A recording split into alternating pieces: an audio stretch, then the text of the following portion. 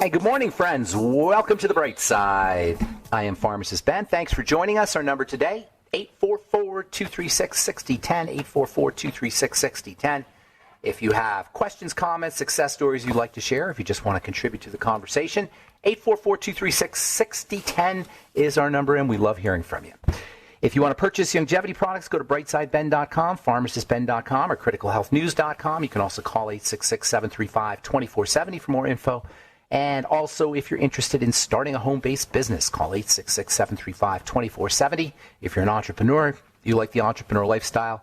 If you want to be part of the billion-dollar nutritional supplement business, now is your golden opportunity.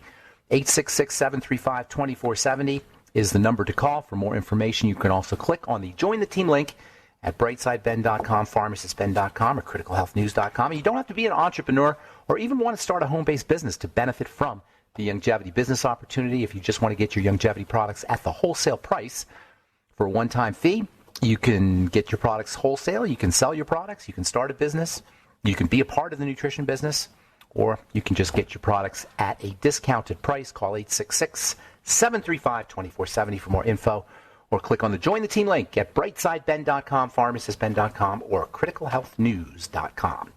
Our number today, 844-236-6010. We'll get to your calls in our second segment. We'll be talking to Forrest Rivers at the bottom of the hour. His book is COVID-19 and Humanity's Spiritual Awakening. Super cool book. I've always thought, since this whole thing began, this whole craziness began, the veracity of which I doubt, nonetheless, it is a golden opportunity for us to awaken spiritually, for us to reorganize our priorities. That's what Forrest Rivers' book is about, taking advantage of the opportunity to awaken and change our lives. COVID-19 and Humanity's Spiritual Awakening is the title. We will talk to Forrest Rivers at the bottom of the hour, and we'll get your calls in our next segment, 844-236-6010. All right, so I want to continue talking about pigmentation issues for you guys who are not let's say skincare product aficionados, or you're not part of the skincare cult. I don't know, I shouldn't say skincare cult, but there's a lot of folks who really, they're just fascinated with the skin. I'm fascinated with the skin. I've been fascinated with the skin since I first started studying it in the early 1980s. So going on 40 years, I've been studying the skin. I've been fascinated with the skin as an organ. And there's kind of like a culture, I don't want to say cult, we'll say a culture of folks on Instagram and on Facebook and on Reddit and on various social media sites that are really obsessed with skin in a good way, or maybe not so much in a good way. They focus on products, and they talk about products, they talk about their skin issues.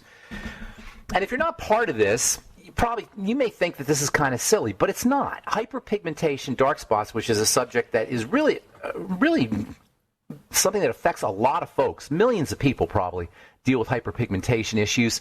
It's one of the leading reasons why people go to skincare professionals, go to estheticians, and go to dermatologists. And skincare professionals and dermatologists oftentimes don't really know what to do. They'll use steroid creams, or they'll use topical hydroquinone, which we talked about yesterday, super toxic substance. But the thing about the skin in general, and hyperpigmentation specifically, is when you have a condition on the surface of the skin, you have a condition underneath the skin. We see it on the surface of the skin. And so naturally we want to treat it on the surface of the skin. But there's no such thing as a skin condition that does not have an underlying biochemical cause, with rare exceptions. You can have, I suppose, latex allergies or concrete dermatitis, reactions to concrete. Sometimes construction workers or bricklayers will get reactions to the material that makes bricks or concrete or cement. There are certain topical things that can have poison ivy. You can get rashes from various plants. Those things can happen. But for the most part, the vast majority of skin issues, the acne, the rosacea, the eczema, the dry skin even. Nobody should ever have dry skin. How's that sound? Nobody should ever have dry skin. When I do talks on skin, I'll sometimes say, how many people have dry skin? And almost everybody raises their hand. Nobody should have dry skin. Even wrinkles and aging, things that we consider to be normal, have an underneath cause, have an inside cause, an inner cause. And hyperpigmentation is no different.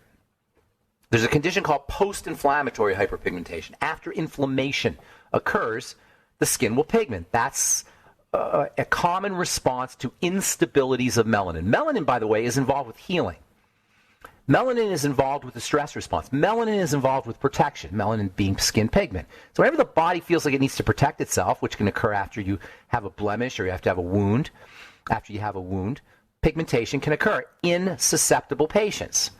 Sometimes the sun will get blamed. Sometimes drugs will get blamed. These can all be initiating factors, but they're not causes. They can be triggers, but they're not causes. Antibiotics can do it. Hormones can do it. Anti-seizure medications can do it. But underneath all of these so-called causes are the same basic phenomenon, and that is a hypersensitive or a hyperactive melanin response, which is going to be due largely to hormonal imbalances, particularly in estrogen and cortisol. Those are the two biochemical triggers, the two biochemical initiating factors of instability. Yes, the sun may seem like it's the cause. Yes, antibiotics and anti-seizure medications may seem like they're the cause. But unless the melanin is imbalanced on some level, it's somehow jumpy, we'll say, from estrogen and cortisol largely, the sun isn't going to cause a problem. And typically antibiotics and anti-seizure medications aren't going to cause a problem. The melanin has to be unstable on some level already. And there's lots of topical medications, there's lots of topical strategies that are used, but the best way to deal with the condition is not hydroquinone, it's not arbutin, it's not kojic acid, we haven't talked about that one yet, it's not these topical strategies. We'll get into some topical remedies that people use, but it's really a hormonal internal issue. And recognizing the hormonal link is key to treating all health challenges, but especially hyperpigmentation. And first of all, it begins with the female hormone estrogen, which, by the way, men make also. The female hormone / male, we'll call it the female hormone, but I don't want anybody to think it's only women. Men make it too. But we call it the female hormone. This is associated, estrogen is associated with female sex characteristics involving the reproductive system, the breasts, maintenance of pregnancy, and it's also associated with a lot of health challenges. It's also estrogen that makes the skin nice and soft and plump. It's what makes hair thick and healthy. Blonde hair is associated with estrogen. This might be one of the reasons why femininity and blonde hair go hand in hand, or at least that's what the meme is. That's what the belief is. That's why women will, their hair will darken after they have a baby. After a woman has a baby, her estrogen drops. And that's one of the reasons. That is the reason why hair will darken after a woman has a baby. Estrogen has a reputation for promoting a youthful female appearance that is treasured and in demand in our look-obsessed culture, but it also has a dark side. All right, we'll continue when we come back from our break. 844-236-6010 is our number. We'll be back right after this. Okay, we are back on the bright side. I'm Pharmacist Ben. Our lines are open at 844-236-6010, 844-236-6010. If you have questions, comments, success stories you'd like to share, and if you have a skin lightening issue or skin darkening issue, hyperpigmentation issue, we'd love to hear from you. 844-236-6010. What are you using? Are you, whatever you're using, are you successful? Is it working for you? We have some strategies for you. We'll be talking about skin lightening and melasma and hyperpigmentation and melanin, which is super, super fascinating. The molecule melanin. I have to say, it is probably the most fascinating molecule, the most interesting molecule in the body. Being electromagnetic as it is, there's a reason why melanoma is so hard to treat. We'll be talking about that in our coming Bright Side episodes.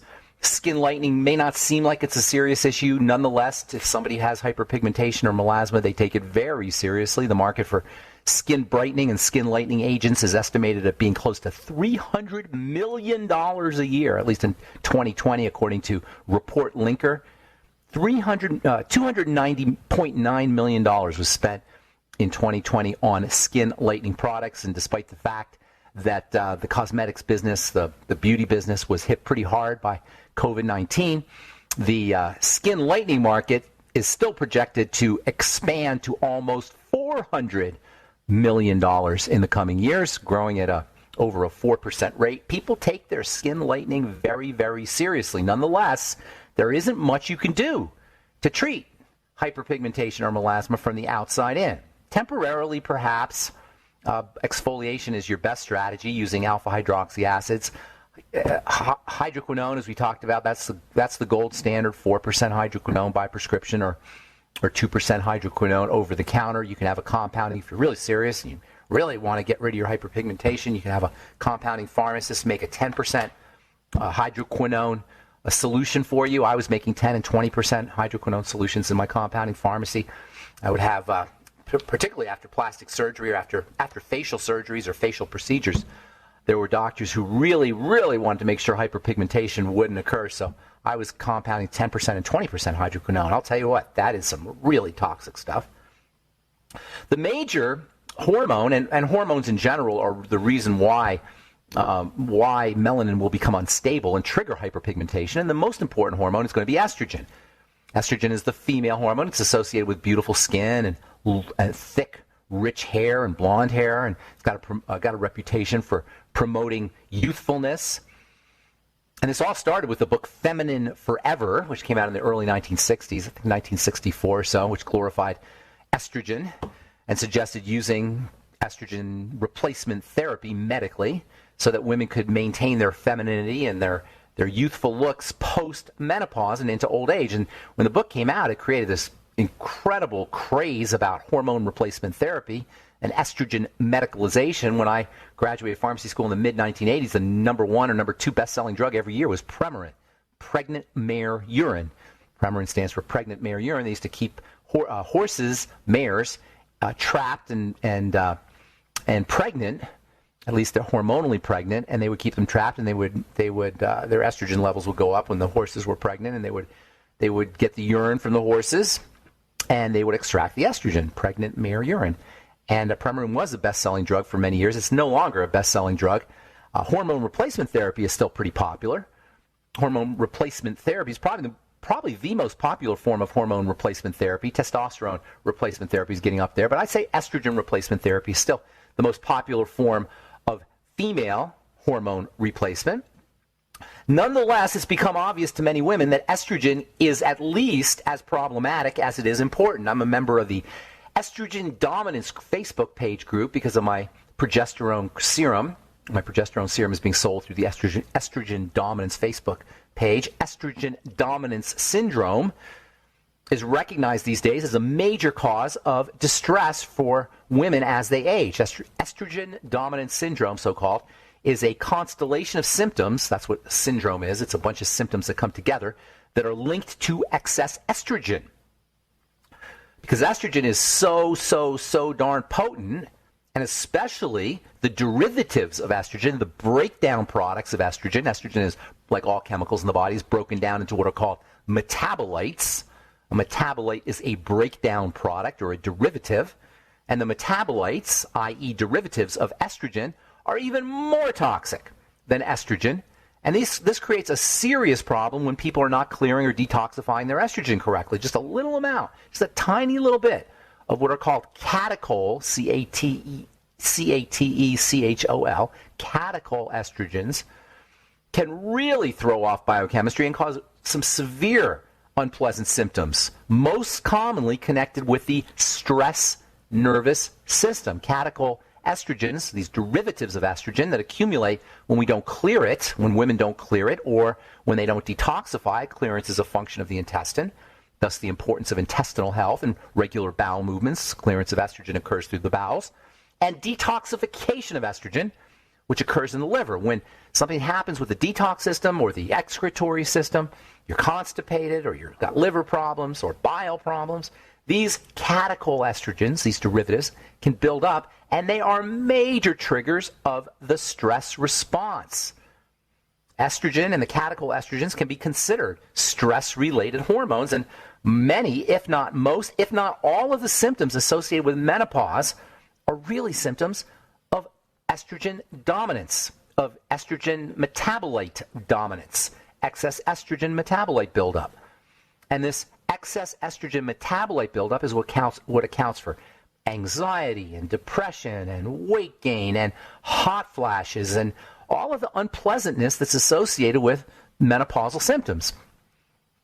As a woman ages, her estrogen balancing hormone, progesterone, begins to decline, and this compounds the problem. So you got accumulation of catechoestrogens. You've got a decline in the balancing hormone progesterone, and all of this leads to a relatively high level of estrogen and catechoestrogens, which is the cause of the hot flashes and the anxiety and the insomnia and the depression and the weight gain that many people consider to be a normal part of menopause. They are not a normal part of menopause. They are a sign that the body is not healthy. If anybody is dealing with menopausal issues or perimenopausal issues or postmenopausal issues for that matter, please understand you don't have to have them. Number one, work on clearance, work on your bowels, work on your intestine. Number two, work on your liver, work on your bile. Make sure you're using bile supplements. Make sure you're using liver supplements. Number three, stay away from anything that stresses the liver, especially sugar. In fact, just going ketogenic can make a huge, huge difference on menopausal symptoms. Just reducing your carbs, just going low carb, especially processed carbs. In fact, you may notice that if you're a menopausal woman or a perimenopausal woman, you may notice that your symptoms get worse after you eat junky foods, after you eat processed sugar foods, after you drink wine. Wine seems to be the drug of choice for menopausal women or perimenopausal women, just from my experience. And after wine being extremely high in sugar can be a major source or a major trigger for menopausal symptoms, particularly insomnia and hot flashes. All right, I'm Pharmacist Ben, 844-236-6010. Actually, scratch that. We've got Forrest Rivers coming up in our next segment. We are going to talk about his book, COVID-19 and Spiritual Awakening. More on the bright side right after this. Don't go away.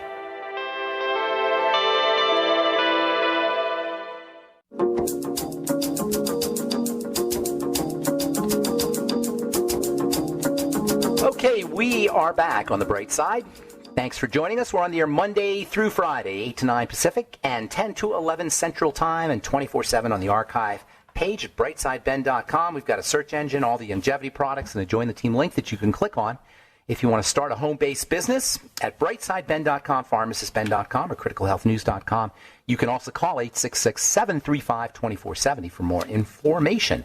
Also, please take a look at our Truth Skin Health products, all formulated in my compounding pharmacy for helping folks deal with various skin health issues, including hyperpigmentation and post-surgical scarring, prevention of post-surgical scarring, acne, rosacea, eczema, dry skin, and just plain old aging skin. Truth Skin Health products are pharmacist formulated without drugs, only nutrition, only 100% active and functional ingredients, never any preservatives, fragrances, fillers, waxes, emulsifiers, surfactants, nothing your skin doesn't need or doesn't want in any of our Truth Skin Health products. And our Truth Skin Health products work, and they work fast and they work well. Thus our 1,700 plus 4- and 5-star reviews, which you can take a look at truthreviewed.com, truthreviewed.com for our reviews. Truth Treatments with an S, truthtreatments.com, truthtreatments.com if you want to purchase our Truth Skin Health products.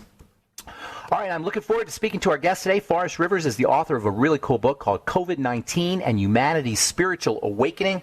I have been a believer from day one of this trance that we're in, this COVID-19 viromania that the entire planet seems to be suffering under.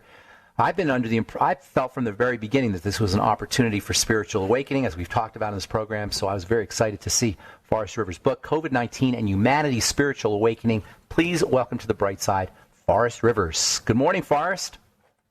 Good morning, Ben. It's a pleasure to be on your show. It's a pleasure to have you. We've been talking, we have a health program here, and so obviously we talked about viruses and viral infections, but we also talked about the political side of COVID-19, and I was very excited to see your book, the title of your book, COVID-19 and Humanity's Spiritual Awakening, because I agree with you. I think this is a golden opportunity for us to awaken, and I personally feel like I was born for this time, and I know a lot of people that I talk to feel that way as well. And it sounds like you have a similar take on that. How can we use COVID, in your opinion? How can we use COVID-19 to awaken spiritually? Oh my gosh, Ben, that's an awesome question. So first of all, I want to say I 100% feel the same way, that I was kind of like born for this time. It feels that way intuitively to me, and I want to say first of all that there's like two ways that we can meet this period. You can meet it with great fear and great anxiety, or you can meet it with, you can transcend that fear and you can use this opportunity as a tool to deepen your spiritual practices. Hang on to that thought real quick, Forrest. I don't want to interrupt you, but that's really important what you just said. Isn't that true about everything in life? And this is just kind of a dramatic example of that. Like all our life can be used in that kind of way. We can use whatever happens in our life, right? And this is just a dramatic example. This is a dramatic example, but it's in some ways it's so symbolic of it, right? Whatever issue that we're faced with in life, we always have the free will on how we meet challenging or difficult moments. And there's no doubt that this was a difficult moment for people, but in focusing only on the fear. Be afraid, be afraid, be afraid. Right. Be scared, be anxious. We're missing a really opportunity to really work with this. Yeah. They literally, you hear on the news and in the media, be afraid. Like literally those words. And the powers that be in the bureaucracy and doctors, and they'll say that. Be afraid. Yeah, and the more that we're afraid, the more that we surrender our free will to doctors and to government and to the economic elites and to the entire system, and we surrender our own personal empowerment and our own. I like to say this: like, suffering is the sandpaper for awakening. And actually, that quote comes from Ram Dass, who's one of my most influential. Yeah, me as well. Absolutely. Yeah, love Ram Dass. Love Ram Dass. That's awesome. Yeah. And I just think that, I just look at this in a very different way. Where a lot of people see fear and suffering and paranoia from this, I say, well, I acknowledge the suffering. I acknowledge that there's been people who have suffered. People have lost loved ones. People have lost jobs. People have been filled with anxiety, understandably. But at the same time, if we can just shift our perspective a little bit here, Ben, we can use this opportunity to work on some of the following things. To kind of get back to your question, we can use this period to overcome our fear of death. Every spiritual faith and the mystics of every faith talk about that as the most important work you can do on yourself is to come to terms with the fact you'll die, and to come to terms with the fact that, hey, all I have is this present moment. And it doesn't have to be a sad way we look at it. This moment holds the one within all. And so this period, I look at it, I'm like, wow, there's been, death in our face. The media is constantly talking about death. And where I see a point of departure is to say, hey, we can use this period to reflect on death and to really work with something here. Another positive that's come out of this is all the time we had from these lockdowns. We were able to spend more time, contemplating. We had more time in solitude. We had more time. I spoke to numerous people, Ben, leading up to when I was writing this book, of people sharing stories about how they became more creative during this time. They started exploring painting and writing and music. They expanded on. People started gardens. I have a friend who started a YouTube channel during this time. And it's reaching a lot of people now, and it's inspiring his viewers. I met an AT hiker who normally wouldn't have had this time off during this pandemic to be able to pursue his dream. And he hiked. His name was Noble, and I talk about him in the book. And he went on the Appalachian Trail, and I met him while I was hiking one day on the trail, and he's like, I would have never had this sort of opportunity to be able to kind of follow my dream here. And he's like, his message was, you can't live in fear. You have to take advantage of these opportunities to keep forging ahead. And so I see that, I don't know, I want to say I acknowledge the suffering that people have been through without a doubt, but I also want to say the message of the book is that you can take this period of difficulty and use it to propel you forward on your spiritual path. And I think it's a wonderful opportunity, an important opportunity for us. And I would almost go as far to say, Ben, that, everything happens for a reason. And the universe always has some kind of like great cosmic plan. Mm-hmm. Maybe this was part of our destiny. I love it. So the subtitle of your book involves spirituality, but all the things you're talking about here, they seem like they're practical, and I don't want to make practicality and spirituality to be opposites, but I want to talk a little bit about this idea of spirituality and what that means to you and how that's involved with what we're dealing with in the world today. All right, we got Forrest Rivers with us. His book is COVID-19 and Humanity's Spiritual Awakening. We'll be back with more Forrest Rivers right after this. All right, we're back on the bright side. We're talking to Forrest Rivers. His book, COVID-19 and Humanity's Spiritual Awakening. His website is forestrivers.com, and that's Forrest, 2 R's, forestrivers.com. Forrest, so your book is about spiritual awakening, COVID-19 and spiritual awakening. So it sounds like, based on all the stuff you said, gardening and using the lockdown as an opportunity to kind of think about your life, to contemplate your life. And where does spirituality, first of all, what is spirituality? And it seems like everything you're talking about is not necessarily spiritual. It seems kind of practical.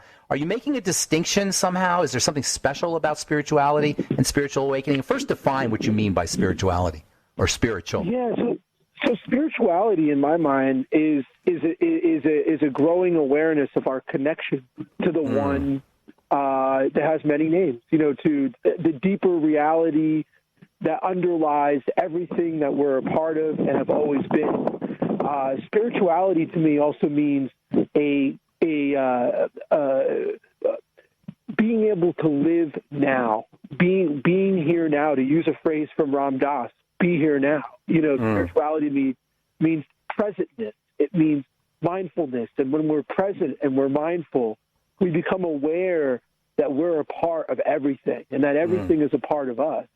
And when I climb a mountain, I live in the mountains, Ben. So the mountains for me are my greatest, it is my greatest spiritual connection.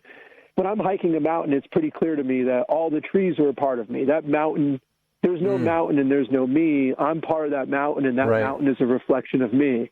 That's what I think of, or what I feel, more accurately. Unity? What I feel. Like a unity. It's unity, maybe even a better way to describe that, oneness. It's oneness, it's unity, it's interbeing. Yeah. And as that relates to the book, I think one of the profound insights that have come out of this whole period is just that we're all one, we're all connected, we're all inherently tied together. And I think, the fact that we've all gone sort of like through this together, we've all been subjected to the lockdowns. We've all been subject to the fear that's been blasting through all the media. But we've also all had to experience more time in solitude. We've had to experience things that we haven't had in common really since maybe World War II, where we all had that common experience. And I think that this whole period has made us more aware that we are all interconnected and that we are all one, and that there's something really transcendent yet also imminent that ties us all together. There's some deeper underlying reality that we're all fabric, part of. Like a fabric of reality. Fabric of reality, or like another way to maybe put that is like we're part of like some kind of cosmic or divine matrix.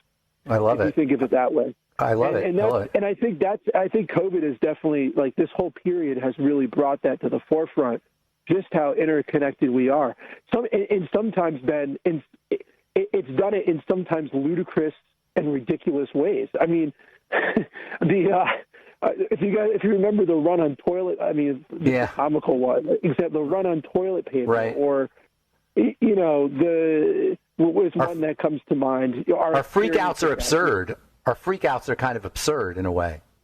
Yeah, our freakouts are completely absurd, and so I think we've experienced a commonality, a union that we haven't really had, and regardless of anyone's political views on this entire thing, there's something deeper going on.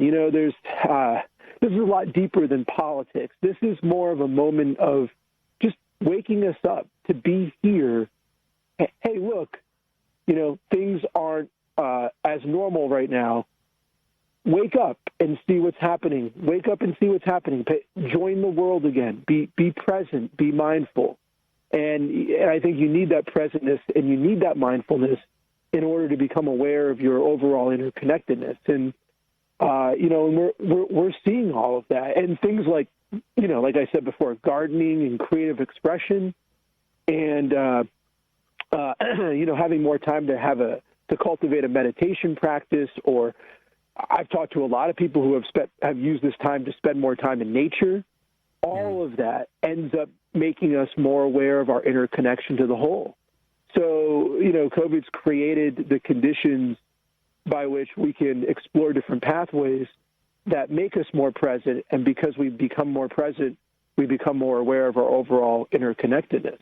And of course, all those activities I just mentioned, like gardening and meditation and nature, those are all soulfully enriching things that bring us into more awareness of our common union with everything. When you talk about opportunity, is it an opportunity or is it a potential opportunity? I mean, we're talking about now going back to normal. I don't know if you heard that's the latest meme is going back to normal. So does that mean going back to sleep, or are we going to lose this opportunity, or is this opportunity, is this going to happen? Has this already happened? I think that, so I see this as this is already happening, that there's been this wonderful shift that we could see. We have to be aware. I mean, there is some truth to the fact that for some people, they may use this to go back to sleep. Yes, there is definitely part of, if we're talking in the world right here, right now, Ben, yeah, there's definitely the potential where that could happen, where people go back to sleep. But I also feel, and I feel this intuitively, that there is this shift happening, that we're not necessarily going to go back to sleep, that some people are going to take this and run. And by taking it and running, I mean people are really going to break free from all of the paranoia and the fear and the separation and the ego, and see this event for what it is, as an opportunity to transcend, or put it another way, to elevate into a higher consciousness. That's what I see coming out of this, like, long term. So I think it's more than just potential. It's happening. Yeah. But there's still many who are just not aware that this shift is happening, and would rather, take their marching orders than tune within. But I would argue it's inevitable that we'll all see that this is actually happening. So if it's like a bell curve, the leading edge of the bell curve is moving forward. Yes, absolutely. Yeah. And it doesn't make those people I want to emphasize this point, it doesn't make those people who are at the cutting edge right now any better than anybody else. No, it's just, all it is just, you could think of it as like waves in an ocean. Some waves come faster, and the two big waves will come. Two little waves will come, and then a big wave, like 10 minutes later, will come roaring through. It's kind of like that. And I think you're seeing the first ripples, if you will, right now. There's something happening here. Let me ask you this real quick, because we're going to run out of time. I'm looking at your picture. I'm hearing your voice. You sound to me like a millennial, like you're in your 30s or 40s. Is that right? I'm in my 30s. Yep. 30s. So, do you see a distinction between generations in terms of how this thing is being interpreted and accepted and dealt with? That's a wonderful question, because I actually I teach community college for my full-time job. So I've actually had a lot of interaction with people, between the ages of 17 all the way up to 40. And so I've seen kind of the full spectrum and, of the younger generations. And I guess I'd say this, the younger generation is definitely, I've sensed a degree of like fear and paranoia for the future moving forward. But at the same time, when you point out, when you ask them why they fear and why they have paranoia, they can't really put a finger on it, if that makes sense. What I'm arguing is I think in the younger generations, it's like this weird manufactured fear they're buying into. But they're not sure why. But they're not necessarily sure why. And, and then when you poke your finger at it a little bit, you can get them see that maybe that's an irrational fear. There's nothing there. Forrest, we're out of time. We're out of time, buddy. Right. Hey, can you stay on the line? I want to talk to you real quick. Don't go away, all right? Thank you, Forrest. That sounds great. Forrest Rivers is the author of COVID-19 and Humanity's Spiritual Awakening. His website, forestrivers.com. That's FORESTRIVERS. And that's all the time we have for today on The Bright Side. Thanks for listening, friends. I am Pharmacist Ben. Have a wonderful, beautiful, awesome, spectacular day. We'll talk to y'all later, folks. Bye for now.